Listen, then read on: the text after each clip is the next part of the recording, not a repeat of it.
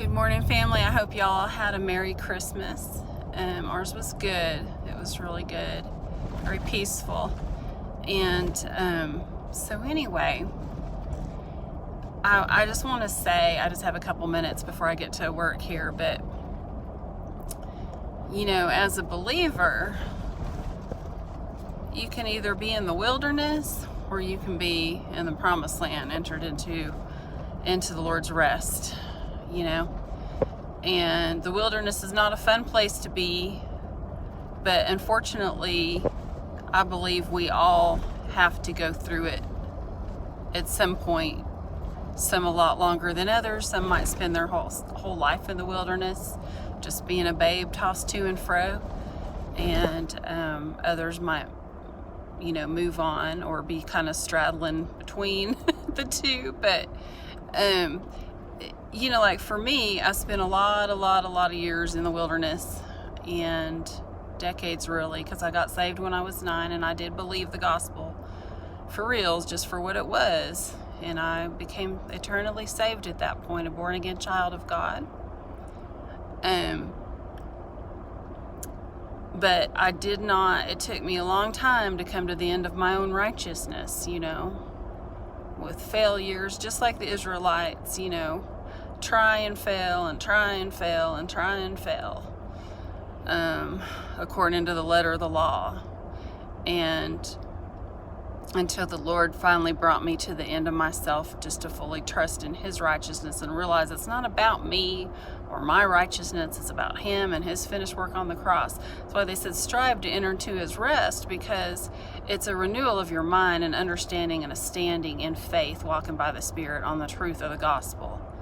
And preaching the gospel to yourself and reminding yourself of the truth whenever the enemy comes in and tries to lie. And then you can remain in that rest, in that promised land, and you're not wandering around in the desert. You know, He'll be with you there, every step of the way.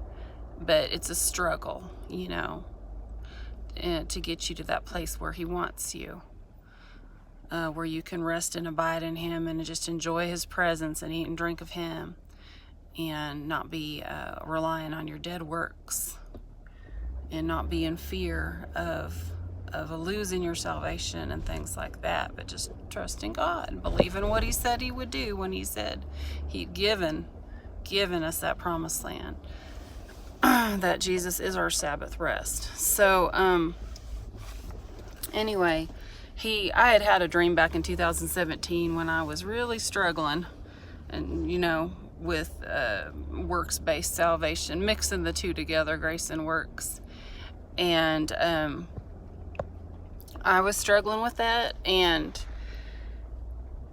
I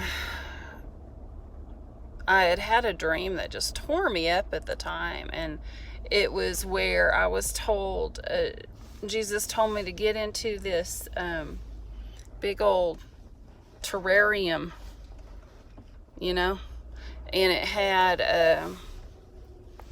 snakes and scorpions in it. And I was like, oh no. And I knew I was going to have to be in there for quite a while, but He was going to be with me. He got in there with me, right up next with me, and laid down in there. And He's like, I knew that He was going to go through it every step of the way with me, okay? But I felt like, because I was in fear and worried about my performance, I thought that, at first I thought, okay, He's telling me I have to go through the Great Tribulation because I'm not good enough for the rapture. But He's going to be with me anyway and get me through it. And I literally cried for days. I was so torn up over that.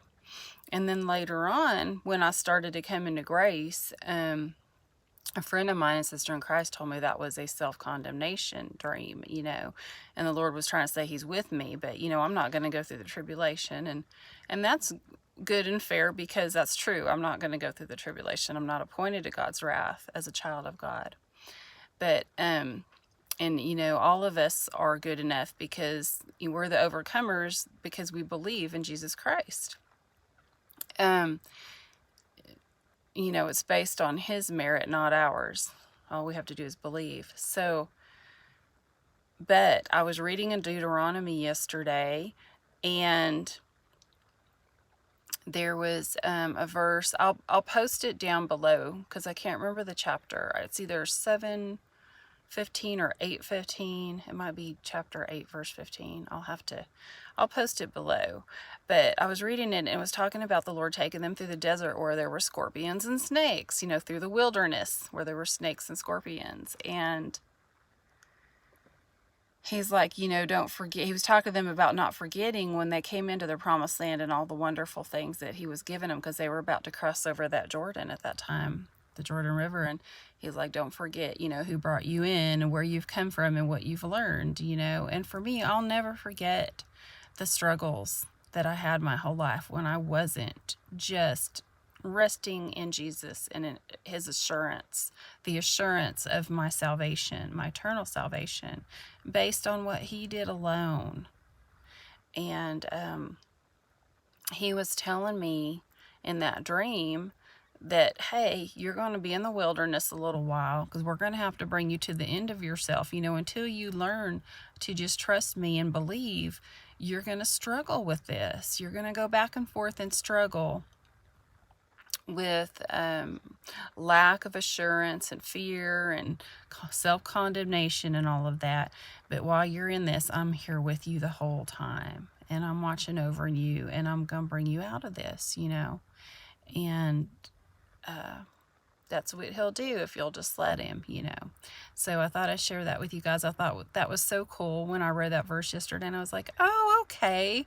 That's what he meant. It didn't have to do with the tribulation. It just has to do with wilderness wanderings, which as believers, sadly, we usually have to go through in our maturing process, to get us past that reliance on self-righteousness. All right, I love you guys. Have a blessed day.